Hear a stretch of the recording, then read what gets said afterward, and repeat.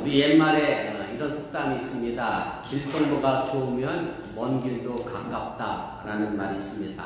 누구나 인생의 길을 걸어가지요. 우리가 어떤 길을 걷느냐도 물론 중요합니다만은 더 중요한 것은 내가 걷는 그 길을 누구와 함께 걸어가느냐가 또 중요하다라고 하는 얘기입니다. 같은 길이라 할지라도 누구와 걷느냐에 따라 그 길은 달라진다라고 하는 얘기입니다. 뭐 가끔 드라마에서 보면 그런 얘기를 하죠. 저녁을 먹거나 같이 식사를 할 때 뭘 먹는 게 중요한 게 아니라 뭐가 중요하다고요? 누구랑 먹느냐가 중요하다라는 말이 뭐 괜히 나온 게 아니라 아무리 좋은 식당, 아무리 좀 비싼 음식이라도 불편한 사람하고 먹으면 그 자리는 불편하고 말 그대로 라면 한 그릇을 먹더라도 기분 좋게 만든 사람과 먹으면 그 라면은 맛있다라는 것도 우리가 생각이 될 것 같습니다. 30년도 더 된 옛날 이야기인데요. 제가 육군으로 복무하기 위해서 논산훈련소에 입대를 했습니다. 그 논산군번은 잊어먹지도 않습니다. 일상으로 사상치 않아. 1로 시작하는 건 논산군번이고요. 6으로 시작하는 건 증평이고, 장로님은 어디서 하셨어요? 의정군 내수 시작해요? 9로 시작했구나. 저만 기억하는구나. 아니죠. 아무튼 그렇습니다. 훈련소마다 앞에 번호가 달라요. 중등록번호처럼. 그래서 저는 이제 논산에 됐는데, 제 시대는 6주를 훈련받았습니다. 6주 훈련받고, 훈련의 마지막 끝은 항상 뭐로 끝나죠? 행군으로 끝이 납니다. 행군이 끝나면 모든 훈련이 종료가 되는데, 제 기억으로는 저녁 6시에 출발해서 그 다음날 새벽 6시에 도착하는 12시간 행군합니다. 마지막에 40km 정도 행군. 참 힘들고 어려운 길입니다. 저희 어머니가 그랬잖아요. 엄마 총이 땅에 끌려서 군대 오지 말래. 이랬는데 어머니가 그 믿었거든요. 그런 사람이 군장 메고 헬멧 쓰고 총 들고 행군을 했으니 그 12시간을 참 걷기가 쉽지 않았는데 그래도 저는 뒤에 따라오는 앰뷸런스 안 타고 부대로 들어왔습니다. 저는 낙오를 안 했고 끝까지 걸었고 마지막에 그 어떤 누군지는 뭐 기억이 안 납니다만 누군가가 제 총을 들어줘서 제가 행군을 잘 마무리했습니다. 군대 얘기해서 죄송합니다만 남자들은 다 이해합니다. 행군하다가 철로 위에요. 파리가 물에 앉잖아요. 그 무게가 상당합니다. 웃으시지만 그 무게가 상당해요. 그래서 행군하다가 버리고 가는 물건이 많아요. 그래서 행군할 때 쉴 때 항상 지휘관들이 뭘 묻는지 아세요? 철모 그럼 어떻게 해야죠, 장로님? 철모를 두들겨야 돼요. 내 철모 있나 없나 확인해. 그럼 총 두들겨야 되고 수통 두고 가는 사람이 많다니까 얼마나 무겁고 힘들면. 그런데 제가 만약에 12시간을 밤에 새벽으로 해서 혼자 걸으라고 산길로 가라 그러면 저 혼자 걸었겠느냐? 절대 못 걷겠죠. 같이 함께 걸었기 때문에 그 행군을 마무리할 수 있었다는 말씀을 제가 드립니다. 어느 남편이 부부싸움을 하고 출근을 했습니다. 아침부터 부부싸움을 해서 출근했는데 출근 자리가 편치 않아서 집사람에게 전화를 걸어서 미안하다는 말을 해야 되는데 또 남편 자존심에 미안하다는 말을 먼저 못하겠고 그래서 전화를 걸어서 이렇게 묻습니다. 여보 집에 별일 없어? 그러면 여자가 남편의 마음을 시원케 하려면 어떻게 하면 좋죠? 미안하다는 말을 이렇게 돌려서 하는구나. 그래서 괜찮아 미안해서 내가 당신한테 출근하는 사람한테 너무 화를 냈네. 이러면 참 아름답게 마무리됐는데 이런 집이 없는 게 문제입니다. 이런 집이 없는 게 문제야. 남편이 미안하다는 말을 못했는데 뭐 여자가 미안하다는 말이 나오겠어요? 차라리 애초에 남편이 여보 내가 미안했어 이랬으면 아니야 내가 더 미안했어 이래야 아주 자연스럽게 화해가 될 텐데 그렇지 않죠. 그래서 여보 별일 없어 그러면 그 다음 흐름은 어떻게 나누냐면 어느 뉴스 어느 애가 그 답을 맞추더라고요. 그 집이 그렇게들 보통 하시나 보죠. 어느 뉴스가 그 답을 맞췄는데 여보 별일 없어 그러면 보통 어떻게 나와요? 그래 별일 있으면 좋겠냐? 넌 내가 별일 있으면 좋겠냐? 일반적인 흐름이 그렇대요. 아무튼 그러다 보면 서로의 마음을 답답하게 하고 서로의 마음을 시원케 해주는 그런 관계가 되지 못합니다.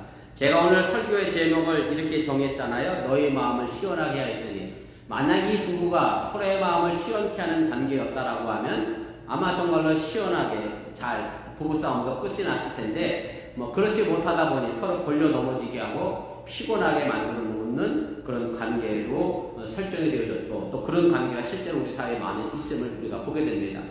한마디 말을 해도 그 누군가의 마음을 시원해주는 사람이 있는가 하면 또 한마디 말로 인해서 깊은 상처를 주는 사람도 있습니다. 입만 열면 부정적이고 또 비생산적인 힘을 발휘하는 사람들이 있습니다. 이런 사람들과 함께 삶을 나누다 보면 또 함께 일을 하다 보면 무척 힘이 드는 것도 우리가 알게 됩니다. 흔히 이런 말을 합니다. 여러분들은 어떤지 모르겠습니다만 목사님들 사이에서는 이런 말을 합니다. 내가 일을 되게는 하지 못해도 일을 못하게는 할 수 있다는 말을 합니다. 긍정적으로 뭘 하는 것보다 부정적인 건 훨씬 쉽다는 얘기죠. 쉽게 얘기하면 어느 교회에 아무개 전사님이나 아무개 부목사님을 초빙하려고 할 때 되게는 못해도 안 되긴 할 수 있는 방법은 아주 쉽습니다. 뭐겠어요? 내가 그 친구를 언제 한번 봤는데 뭐가 없더라. 아니면 참 성실하지 못하더라. 그러면 되게는 못해도 안 되기는 금방 만들어 놓기 때문에 자신의 상대방의 약점을 이야기하면 부정적인 힘은 그렇게 큰 힘을 우리가 가지게 됩니다. 지난 수요일에 한국에서 국회의원 선거가 있었습니다. 여러분들 국회의원 선거에 관심을 갖고 보신 분이 계신지 모르겠습니다만은 제가 선거 때마다 늘 느끼는 거지만 자신의 어떤 미래에 대한 정책을 내세우고 또 자기가 지역구 국회의원으로서 내 지역을 위해서 어떤 일을 하겠다 비전을 제시하는 것보다는 항상 상대방 후보의 약점을 이야기하고 저 사람은 나보다 더 나쁜 사람이다. 그래서 국회의원 선거할 때마다 혹은 대통령 선거할 때마다 유권자들이 어떻게 표를 찍게 만들죠? 둘 다 나쁜데 이왕이면 덜 나쁜 사람을 찍게 만드는 그런 선거를 자꾸 만들어가요. 이것을 우리가 영어로 얘기하면 네거티브 캠페인이라고 이야기하고 부정적인 선거를 이끌어간다라고 하는데 우리 미국 대선도 별반 다르지는 않습니다. 올 11월에 대통령 선거가 있습니다. 바이든이나 트럼프나 저도 다 마음에 안 듭니다만 서로 자기가 더 젊다고 얘기를 하는데 그래봐야 든다? 80이 넘는 상황에 그 사람을 뽑아야 하나? 말 그대로 덜 나쁜 사람을 뽑아야 하는 대통령 선거가 되고 버렸는데 아무튼 상대방이 싫어서 내가 그 상대방을 뽑는 그런 부정적인 선거를 만들어내는 것이 우리 사회의 실제적인 모습입니다. 부정적인 대답과 선택이 습관화된 사람들은 의외로 많습니다. 남이 무슨 일을 하거나 의견을 말하면 일단 안 돼, 아니오라는 말로 시작합니다. 그리고 부정적인 이유를 여러 가지 모양으로 갖다 붙입니다. 안 될 이유를 찾으면 한도 끝도 없이 안 될 이유를 우리가 만들어낼 수 있습니다. 그렇다고 해서 여러분들이 뭔가 어떤 일에 무조건 찬성하고 따르라고 하는 의미는 아닙니다. 긍정적인 검토를 하라는 얘기죠. 반대를 하더라도 더 나은 안을 제시하면서 이렇게 만들어가면 어떻겠느냐, 좀 더 시원한 길을 열어가도록 우리의 삶의 길들을 만들어가야 함께 일하는 사람들이 답답하지 않을 수 있다는 그런 말씀입니다. 오늘 우리가 함께 읽은 본문은 고린도 전서입니다. 그리고 그 마지막 결론의 말씀이기도 합니다. 사도 바울은 고린도 전서라는 편지를 어디서 썼느냐면 에베소라고 하는 지역에서 고린도 전서의 편지를 써서 고린도 교회에 보내게 됩니다. 여러분들이 아시는 것처럼 사도 바울은 3번의 전도 여행을 다녔습니다. 고린도 교회를 세웠던 것은 사도 바울이 2번째 전도 여행을 통해서 AD 50년경, 기원 50년경에 고린도 지역에 도착해서 고린도 지역에서 1년 6개월을 거기서 체류하고 머물면서 고린도 교회를 세우게 됩니다. 그리고 1년 6개월이 지난 다음에 사도 바울이 그 고린도를 떠나 에베소 지역에 가서 또 에베소 교회를 세워 나가게 됩니다. 그런데 에베소 지역에서 사도 바울에게 여러 가지 이야기가 들립니다. 말 없는 발이 천리까지 간다고 고린도 교회 소식이 여러 가지 모양으로 사도 바울에게 들립니다. 그리고 어떤 사람들이 실제적으로 또 편지를 써서 우리 교회에 이런 문제가 생겼는데 사도 바울에게 이런 문제를 어떻게 해결하면 좋겠느냐라고 의견을 제시하기도 합니다. 그래서 사도 바울은 고린도 교회에 들려지는 여러 가지 문제를 해결하기 위하여 고린도 전서라는 편지를 써서 고린도 교회에 보내게 됩니다. 그래서 고린도 전서에 보면 여러 가지 고린도 교회의 문제가 나옵니다. 제가 수요 성경 공부 시간에 이미 고린도 전서를 한번 했는데 참석하신 분은 기억이 나실 수도 있는데 고린도 교회 대표적인 문제를 몇 가지로 꼽으라면 이렇게 이야기합니다. 8장에 가면 이방 신전에게 드렸던 제물, 고기죠, 대표적인 거, 우상 제물인데 그 우상 제물을 우리가 먹어야 되겠습니까? 안 먹어야 되겠습니까? 라는 문제 갖고 싸웠습니다. 5장에 가면 좀 여러분들이 성경에는 이렇게 구체적으로 나와 있지는 않습니다만 어떤 성도가 자기 아버지의 어머니와 결혼했다는 표현이 있는데 친엄마랑 결혼했다는 얘기는 아니고요. 계모입니다. 새어머니. 아버지가 죽자 아들이 새어머니와 결혼을 했습니다. 사도 바울이 이 부분에 대하여 이렇게 이야기합니다. 이건 이방인들에게도 없는 부도덕한 행위가 어떻게 크리스찬 기독교인에게 일어났느냐 하면서 아주 강력하게 비판을 합니다. 제가 이 부분 갖고 대학원 논문을 썼습니다. 근데 12장에 가면 또 이런 얘기도 있습니다. 알아듣지도 못하는 방언의 문제 때문에, 은사 때문에 내 은사가 최고다, 아니라 네 은사 별 볼일 없다, 뭐 서로 싸우고 치고받고 하는 문제 때문에 사도 바울이 그 문제를 해결해 주기도 합니다. 그 다음에 정말 심각했던 것은 고린도 교회를 세웠던 바울에 대하여 바울의 사도권을 의심하는 사람들이 있었습니다. 사도권을 의심한다 그러니까 요즘 말로 쉽게 말하면 사도 바울이 신학교 졸업장이 없는 목사래. 사도 바울이 까짜 목사래. 신학교도 졸업하지 않고 어디서 이상한 데서 목사 안수 받았대. 이런 식의 오해를 사도 바울이 받았습니다. 사도 바울이 이래저래 참 불편한 마음이 아마 가득했을 겁니다. 여기에 정말 바울의 자존심을 상하게 한 또 하나의 문제가 생겨나게 됐는데 그게 뭐냐면 제가 여러 번 설교 시간에도 말씀드렸습니다만은 예루살렘 지역에 가뭄으로 인하여 아주 심각한 흉년이 들어 예루살렘 모 교회가 아주 어려운 상황에 놓이게 됐습니다. 그때 사도 바울이 자신이 세웠던 이방인 교회들에게 오늘 여기 대표적인 고린도 교회, 에베소 교회, 데살로니가 교회, 갈라디아 교회 다니면서 야, 모 교회가 어려우니까 그곳에 쌀이 없어 굶어 죽는단다. 그러니 좀 헌금을 좀 해달라 해서 모금을 해서 그 모금한 걸 예루살렘 모교에 전달하려고 했습니다. 그런데 실제로 성경에는 모금을 전달했는지에 관한 기록이 나와 있지를 않아요. 그래서 사도 바울을 뭘 의심했겠어요? 그래서 횡령했다. 사도 바울이 도와준다더니 지가 먹었다. 이런 오해를 받았습니다. 지금도 지금의 교회도 가끔 그런 문제가 생기긴 하죠. 선계비를 보낸다고 해놓고 선계비가 안 도착하고 개인적으로 쓰는 그런 문제가 생기면 그 교회 담임하기가 그 목사님은 어렵게 되겠죠. 교회를 떠나게 됩니다. 아마 사도 바울이 이런저런 오해를 받았으니 자신이 애써 고생하고 노력해서 고린도 교회를 세워놨는데 이런 어려운 문제가 자꾸 들려오니 그의 마음이 참으로 무거울 수밖에 없었을 겁니다. 이런 상황에서 오늘 사도 바울이 세 사람을 만나게 됩니다. 오늘 본문 17절 말씀인데 이렇게 되어 있습니다.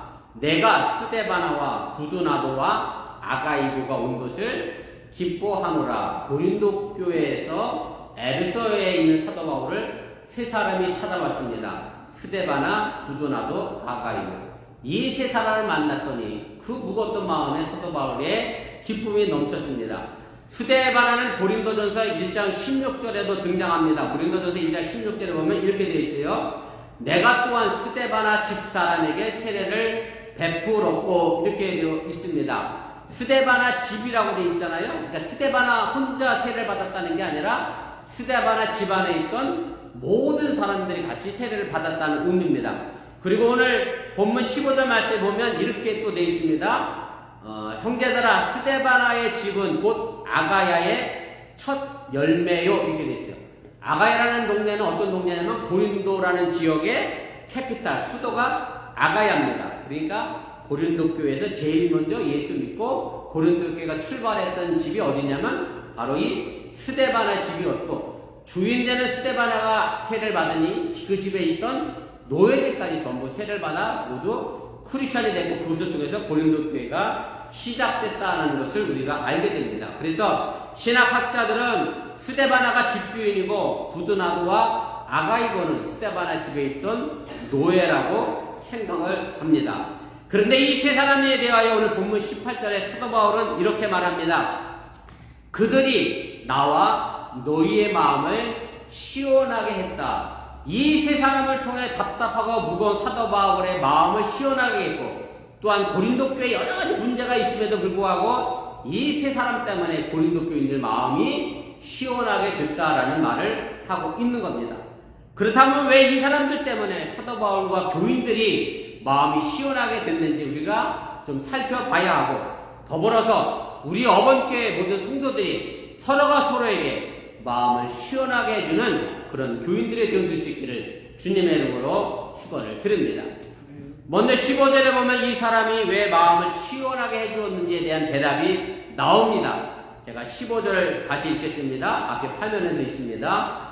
형제들아, 스데바나의 집은 곧 아가야의 첫 열매요 또 성도 섬기기로 작정한 줄을 너희가 아는지라.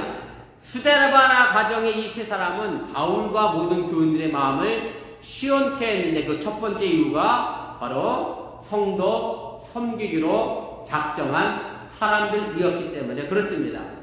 한 교회의 성장과 성숙은 바로 섬김에서 나옵니다. 작심하고 성도들을 섬기기로 한 교인들 때문에 교회는 성장하고 발전하게 된다는 말씀입니다. 우리 마음에 깊이 새겨야 할 것이 있는데 교회 모든 직분은 섬기는 직분입니다. 단지 개인적이고 추상적인 하나님 섬김이라고 하는 그런 개념이 아니라 정말로 눈에 보이게 구체적으로 교우 섬김이라는 것이 있어야 한다는 사실을 여러분들 잊지 마시기 바랍니다. 만약에 교회의 직분이 섬기는 직분이라고 하면, 다스리는 직분이라고 하면 교회라는 조직 역시 자리 다툼을 위한 시기와 질투가 생겨날 수밖에 없다는 것을 여러분들이 기억하시기 바랍니다. 저희 아버지가 목회하면서 가장 힘들고 어려웠던 것 가운데 하나가 뭐냐면 장로님을 세웠답니다. 장로님을 세우려고 하면 누구는 세우고 누구는 안 세웠다고, 안 세운 사람이 삐져서 교회 안 나고 난 딴 교회 가겠다고 그러면 또 아버님 가서 달래오고 그랬던 기억이 제 어린 시절에도 많이 있습니다. 지금은 안 그런가 하면 지금도 마찬가지예요. 지금도 우리 교회만 빼고 다른 교회는 이런 문제 때문에 여러 가지로 힘들고 어려운 부분을 우리가 종종 보게 됩니다. 왜 이런 문제가 생기느냐 하면 장로라는 직분을 섬기는 직분으로 생각하지 않고 교회에서 대접받고 다스리는 직분으로 생각하니까 자꾸 이런 문제가 생기고 이런 사고가 생겨나게 된다라고 하는 얘기입니다. 오늘 우리가 애찬을 하지 못합니다만은 여러분들이 두 분씩 매주일 애찬을 준비합니다. 말 그대로 몸도 쓰고 마음도 쓰고 거기다 뭐까지 쓰시죠? 돈까지 써가며 애찬을 준비합니다. 애쓰고 수고한 두 분이 계시기에 나머지 분들이 편안하게 식사를 하게 됩니다. 어제 SO 여성교회가 아침 7시 반부터 바자회를 한다고 문을 열어달라고 했어요. 아침 기도회 끝나고 가지도 않고 문을 열어줬더니 진짜 7시 반에 오셨더라고요. 우리 고집사님이 아름다운 미모를 자랑하시는 제일 먼저 나타나셔서 신랑이 쳐다보고 토요일날 7시 반에 이 시간에 이렇게 어디 가나? 7시 반에 뭐 하는 시간이죠? 토요일날 자야지. 자지도 않고 아침도 안 먹고 5분이 오셨어. 제가 아침도 안 먹고 5분이 오셨길래 마음이 쓰였어. 언니들하고 다르더라고. 언니들은 김밥 싸우고 막 갖고 오더니 여기는 아침도 못 먹고 오늘 아무것도 못 들고 왔어. 어느 분이 고구마만 싸갖고 왔길래 제가 하도 마음이 아파서 저기 도넛하고 커피를 배달해드리고 저도 갔습니다만 5명이 와서 하겠다고 막 준비를 하고 있어. 인원 갖고 가능하시겠습니까? 그랬더니 조금 있다가 마리아 언니들이 와서 도와주고 있대. 그래서 괜찮대. 걱정하지 마시라고 했더니 좀 있다가 이은주 사님 오셔서 6분이 막 음식을 준비하고 하더라고요. 그래서 제가 가만히 생각해봤어요. 마리아 여성기 할 때 에스 여성기 와서 집사님 도왔을까요? 안 도왔을까요? 응? 안 도왔어. 한 분도 안 도왔어. 근데 에스 동생들이 사람이 없다 보니까 마리아 언니들이 에이씨 니들이 해! 이렇게 안 하고 야 내가 가겠다 못했다는 거야. 그래갖고 몇 분 와서 도와주겠다는데 그때 확인을 했어. 오셨냐니까. 안 오실 때 마리아 언니들이 안 오실 때 왜 안 왔냐니까 에스더 동생들이 우리가 할 수 있다고 언니들 오지 마시라고 해서 그래서 몰래다가 다 안 왔대. 난 감동받았어. 얼마나 마음을 시원케 했는지. 만약에 에스더가 막 불렀는데 야 니들 섬계 받아야 했는데 왜 니들이 아직 우리를 불러서 고생시키냐? 우리 이미 다 한번 에스더 고생했는데 왜 우리를 부르냐? 이러면 같은 여성기 안에서 이게 무슨 기쁨이 있겠어요. 참, 그래서 서로가 서로 숨기는 그런 기쁨을 주고 제 마음을 시원케 해서 감사를 드리고, 제가 이 얘기를 왜 하느냐면 내년에 마리아 여성교회 가져야 돼? 에스더 여성교회가 뭐 하시라고? 참 좋아하시라고. 참 좋아하시라고 말씀드렸습니다. 아무튼 서로 이렇게 섬기는 마음으로 서로의 마음을 기쁘게 하는 것이 우리 어번교회 공동체가 되어져야 하고, 우리 어번교회는 그렇게 서로 섬기는 사명을 잘 감당할 수 있기를 주님의 이름으로 간절히 축원을 드립니다. 그런데 오늘 보면 15절 표현이 더욱 우리에게 은혜가 됩니다. 15절에 보면 이 스데바나 집안의 세 사람은 그냥 섬긴 것이 아니라 섬기기로 작정했다, 그렇게 말합니다. 작정했다라고 하는 말은 자발적이라는 의미입니다. 자발적으로 섬기는 일에는 불평이니 원망이 생기지 않습니다. 자발적으로 하면서 불평하는 것은 앞뒤가 맞지 않기 때문에 그렇습니다. 자발적으로 섬기는 일에는 불평이 아니라 오히려 감사와 기쁨이 넘쳐나야 하고, 거기에는 시기와 질투가 없다는 말씀입니다. 여러분들은 교회 문제가 어디서 발생하는지 생각해 보신 적이 있는지 모르겠습니다. 꼭 맞는 날인데 꼭 틀린 말도 아닌 것은, 교회 문제는 항상 불평에서부터 시작합니다. 누구는 했니 안 했니, 나는 했는데 왜 그 사람은 안 하니, 내가 이런 일을 했는데 왜 나는 안 알아주니, 이런 불평에서부터 문제가 발생하게 됩니다. 사실 이것은 교회만의 문제는 아닙니다. 직장이나 사업장도 마찬가지고 가정도 마찬가지입니다. 서로 불평하기 시작하면 그 안에 문제가 생겨나게 됩니다. 우리 어머니께는 정말로 주님을 섬기듯, 여러분의 가정도 정말로 주님을 섬기듯 그렇게 섬기는 교회가 되어줄 수 있기를 주님의 이름으로 간절히 부탁을 드립니다. 직장 가서도 사실은 상사를 잘 섬겨야 합니다. 뭐 그렇다고 직장 상사에게 아부하라고 하는 말은 아닙니다. 직장 상사를 존중해야죠. 그리고 부하 직원도 잘 섬겨야 합니다. 잘못한 것도 무조건 잘했다라고 해야 하는 게 아니라 얼마 안 된 시집사원이 잘 가르치고 타일러서 잘 하도록 격려해 주는 것이 우리가 해야 될 문제고, 그것을 통해서 여러분의 직장도 그렇게 시원케 만들어갈 수 있는 삶의 주인공이 될 수 있기를 주님의 이름으로 부탁을 드립니다. 스데바나 집안의 이 세 사람이 바울과 교인들을 시원케 한 두 번째 원인은 본문 17절 후반절에 답이 있습니다. 우리 본문 17절인데요. 함께 읽겠습니다. 그들이 너희의 부족한 것을 채웠습니다. 여기서 부족한 것을 채웠다고 하는 것은 내가 주도하는 일이 아니더라도 조용히 협력하여 일이 되도록 도와주었다는 것을 의미합니다. 어찌 생각해보면 내게 손해일 수도 있습니다. 제가 아까 뭐 마리아 선교회, 에스더 여성교회 얘기를 했습니다만은, 사실 어제 다자에는 누가 주축이죠? 에스더 여성교회가 주축이에요. 그런데 마리아 여성교회가 와서 도와주면 생색은 누가 내네요? 에스더가 내지 마리아가 내지 못합니다. 그래서 아유, 마리아가 생색도 못 나는데 뭐 마리아가 성경으로도 못 보낼 건데 내가 그걸 왜 가? 에이, 난 손해보는 짓 안 해? 이러면 안 된다라고 하는 얘기죠. 조용히 부족한 것을 채워가는 때 바로 그 안에서 아름답게 사람들의 마음을 시원케 하는 결과를 만들어내게 된다는 것을 여러분들 잊지 마시기 바랍니다. 여러 나라의 고민이기도 하지만 지금 대한민국이 결혼도 안 하고 출산도 안 해서 참 시끄럽고 문제가 많이 있습니다. 물론 이석계 성도님하고 한 달 전인가 그런 얘기를 했는데, 자기가 대한민국에 살았으면 둘째를 낳을 생각을 꿈에도 꾸지 못할 텐데 둘째 날 생각도 아마 생각하시는 모양입니다. 뭐 집사기조차도 어려우니 결혼하기 어려우니, 애 키우는데 상급비가 너무 많이 드니 애 낳기도 어렵고 뭐 이런 상황이 이제 돼가는데, 제가 내년이면 결혼 30주년이 됩니다. 제가 결혼할 당시에도 그런 말을 했다니까요. 결혼을 무슨 이익 계산하잖아요. 아이고, 아무개는 결혼했는데 미친 결혼했네. 아이고, 신랑은 그런 애를 얻었지. 더 좋은 신랑을 만나지. 아이고, 막 그렇게 얘기하죠. 막 따지잖아요. 뉴스할 때 이 얘기를 했더니 미치는 걸 이해를 못해. 로스, 손해봤다고. 그래서 제가 이렇게 극단적인 예로 설명을 드렸어요. 이거 극단적인 예입니다. 저는 뭐 학벌을 조작하는 사람은 아니죠. 한비가 하버드를 입학했는데 고등학교에서 신랑을 만났어. 그랬더니 그러면 어떻게 되겠어요? 상황이. 이거 그죠? 그런 상황에서 결혼 생활이 지속되기가 참 어렵습니다. 결혼은요, 이익 보자고 하는 결혼이 절대 아닙니다. 네. 그렇게 생각하면 그 결혼은 절대 안 됩니다. 제가 생각하는 결혼은 그렇습니다. 내가 가지고 있는 것 같고 상대방의 부족함을 채워나가는 게 결혼 생활입니다. 다 그렇게 채워가시죠? 그렇게 채워가시죠? 네, 채워가시기 바랍니다. 내가 가진 뭐 이만큼인데 너는 빚만 지고 왔냐 따지지 마시고 내가 가진 걸로 빚을 살 것도 좀 채워주고 내가 가지고 있는 힘 가지고 벽두각 안 열리면 벽두각도 좀 열어주시고 치가 되면 선반에 있는 것들 좀 꺼내주시고 부족한 걸 서로 채워가야 결혼생활이 아름답게 되어가는 거지. 결혼생활을 손익계 산하도 따지기 시작하면 불평이고 싸움이고 그 결혼을 오래가지 못하게 된다는 사실을 우리가 기억할 필요가 있습니다. 그리스 신화에 이런 신화가 있습니다. 좀 이름이 어려운데요. 프로크루스테스라고 하는 사람의 침대라는 신화가 있습니다.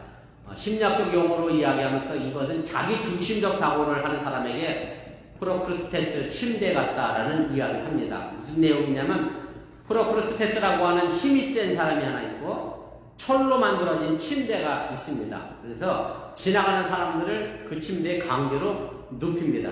저같이 키 작은 사람이 누우면 침대가 어떻게 될까요? 남아요. 침대는 항상 넉넉하게 남습니다. 그래서 제가 연애할 때 티코를 타고 다녔는데 티코 아시죠? 모르는 애들 사람들이 있겠다. 장원이, 혜은이 티코 모르겠는데? 모르지, 티코. 800cc 자동차가 있었어요. 800cc. 티코를 탔는데요. 티코 운전하는 제 뒷자리는 항상 넉넉합니다. 그래서 침대에 누우면 항상 넉넉합니다. 좋습니다. 그러면 이 프로크루스테스라는 사람이 어떻게 되냐면 다리를 잡아 당겨서 늘렸어요. 침대에 맞춰서 사람을 죽였고요. 제가 광림교회 있을 때 둘이 했던 사람이 있는데 부인이 180이고 남편이 197이야. 나 그렇게 큰 부부 처음 봤어요.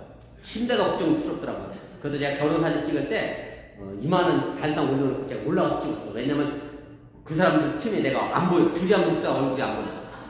그런 사람들은 침대가 모자랄 것 같아. 그저 모자랄 것 같아. 거의 2m 되면. 그러면 이 사람이 어떻게 했겠어요? 도끼를 들고 침대 밖을 벗어난 걸 잘라서 사람을 죽였어요. 그래서 왜 이런 얘기냐면 자기 침대에 사람을 딱 맞춰놓은 거야. 그러니까 심리학적으로 자기 중심적 사고만 하는 거죠. 내 생각에 내 중심이 맞아서 모든 사람들의 생각이 다 누구 생각 같아야 돼요? 내 생각 같아야 한다라고 하는 얘기죠. 사실은 부부간에도 이렇게 주장하기 시작하면 그 집은 아주 살벌해집니다. 어려워집니다. 서로의 마음을 이해하고 부족한 것을 채워나가는 때에 그 안에 마음을 시원케 하는 역사를 만들어내게 된다는 사실을 잊지 마시기 바랍니다. 오늘 본문에 사도 바울이 마음을 시원케 했고 그 세 사람을 만났더니 기뻤다라고 했을 때 그런 고린도 교회 문제가 해결됐느냐?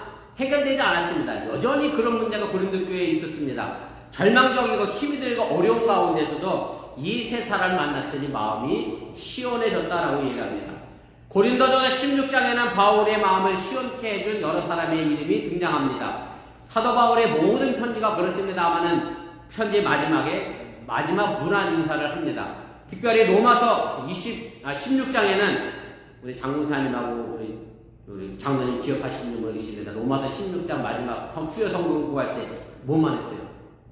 사람 이름만 누구에게 문안하고 누구에게 문안하고 몇 명이 나오냐면 총 26명이 등장합니다. 그 26명이 사도 바울의 마음을 시원케 해주는 아주 소중한 사람들이었음을 우리가 알게 됩니다.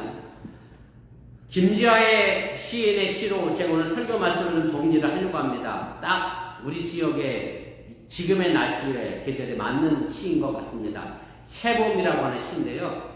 이런 시의 내용입니다. 벚꽃 지는 걸 보니 푸른 소리 좋아. 푸른 솔 좋아하니 벚꽃마저 좋아. 뭐 이렇게 되어 있는데요. 무슨 얘기냐면 이렇게 되는 거죠. 벚꽃이 한 달 정도 피나요. 꽃이 화려하게 아주 화려하게 벚꽃을 핍니다. 그리고 그 벚꽃은 정말로 지저분하게 또 확 져버립니다. 그렇게 화려하게 피다가 진 벚꽃을 보니 1년 내내 변하지 않은 뭐가 좋아요? 소나무가 푸른 소리 너무 좋습니다. 그런데 푸른 소리 좋으니 그 다음에 다시 화려하게 피는 뭐가 더 아름답게 보여요? 벚꽃도 아름답게 보인다는 그런 의미가 있습니다. 서로 다르게 사랑할 수 있고 서로 다르게 섬길 수 있고 서로 부족하기에 보충할 수 있기 때문에 벚꽃과 푸른 솔은 그렇게 어울려 이 자연을 함께 지켜가게 됩니다. 사도 바울이 세운 교회는 바로 이런 교회였습니다. 그러기에 오늘날까지 이 성경책에 그 이름이 기록되어 우리에게 전해지고 있습니다.